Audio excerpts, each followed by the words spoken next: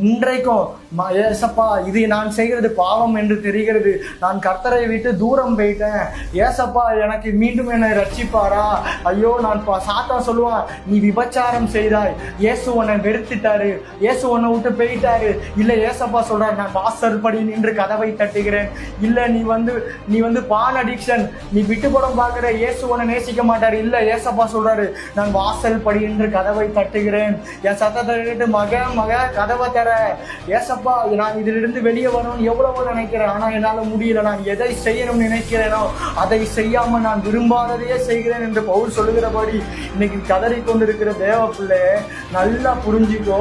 பிசாசானவன் சொல்லுவான், நீ ஓரின சேர்க்கை பண்ணல, நீ அந்த பாவம் பண்ணல, இந்த பாவம் பண்ணல, இந்த பாவத்திற்கு வசனத்தின்படி இப்படி தண்டனை, இயேசு உன்னை வெறுத்து விட்டார். இங்க பாரு, இயேசுட்ட நீ ஜெபம் பண்ற, இயேசு உன்ட்ட பேசுறாரா?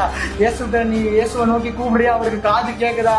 அவர் கண்டுகிறார். அவர் ஊழியக்காரர்களிடத்தில் மட்டும்தான் பேசுவார், அவர்களை நேசிப்பார். உன்னை இயேசுவானவர் வெறுத்து விட்டார் அப்படின்னு உன்னை நெகட்டிவா மோஷன் பண்ணி பண்ணி பண்ணி பண்ணி கடைசியில் உன்னை சாத்தான் சொல்லுவான், நீ செத்துரு, நீ வேண்டாம். எதற்காக உன்னை சாவடிக்க பார்க்கிறான்? நீ எதற்காக உண்டாக்கப்பட்டாய்? கர்த்தருடைய மகிமைக்காக. நீ எங்கே நிற்க வேண்டியவன்? கர்த்தருடைய மகிமைக்காக.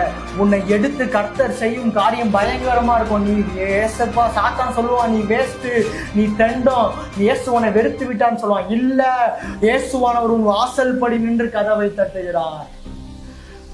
எப்போதும் சாத்தான் சொல்லுவான், நீ வேஸ்ட், செத்துரு. இல்ல, உன்னை கொண்டு அவர் செய்யும் காரியங்கள் பயங்கரமா இருக்கும். நீ எந்த பாவம் செய்தாலும், நீ கொலை செஞ்சிருக்கலாம், நீ ஓரின சேர்க்கை செஞ்சிருக்கலாம், நீ விபச்சாரம் செஞ்சிருக்கலாம், நீ விட்டு படம் பார்த்திருக்கலாம், என்ன பாவம் செய்திருந்தாலும் இன்னைக்கு வசனம் சொல்லுகிறது, இயேசு உன்னை வெறுத்து விடவில்லை, வாசல் படி நின்று கதவை தட்டுகிறேன்.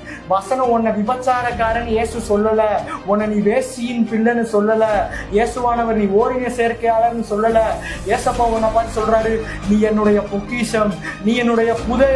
இன்றைக்கு உன்னுடைய வாழ்க்கையில எவ்வளவு அந்தகாரமான சூழ்நிலையா இருக்கட்டும், உன்னை எத்தனை அடிமைத்தனத்துல சாத்தான் வைத்திருக்கட்டும், நீ எப்பேற்பட்ட பாவியா இருந்தாலும் உனக்காக வெண்கல கதவுகளை உடைப்பார். உனக்காக அவர் என் தேவனாய் இரும்பு தாழ்பால்களை முறிப்பார். இயேசுவான பரிசுத்தர் உன்னுடைய வாழ்க்கையில அந்த அறைகளுக்குள்ளே வரும்போது உன்னுடைய அந்தரங்க பாவங்கள் எல்லாம் உன்னை விட்டு அகன்று போகும். நீ இந்த பாவத்தை விட்டு ஓடணும் எத்தனை நாள் நினைச்ச, பட் வசனம் சொல்லுகிறது, நான் பரிசுத்தர், நான் பரிசுத்தர். போகும் இடத்துல இயேசு உன் அறைக்குள் வருவார். வரும்போது உன் வாழ்க்கையில ஆட்டோமேட்டிக்கா பரிசுத்தம் உண்டாகும். நீ உன்னுடைய பலத்தினால் இருக்க முடியாது பரிசுத்தமா, இயேசு உனக்கு பலம் கொடுப்பார். சோ பயப்படாதீங்க, திகையாதீங்க, கர்த்தர் நிச்சயமாக உன்னை ரட்சிப்பார்.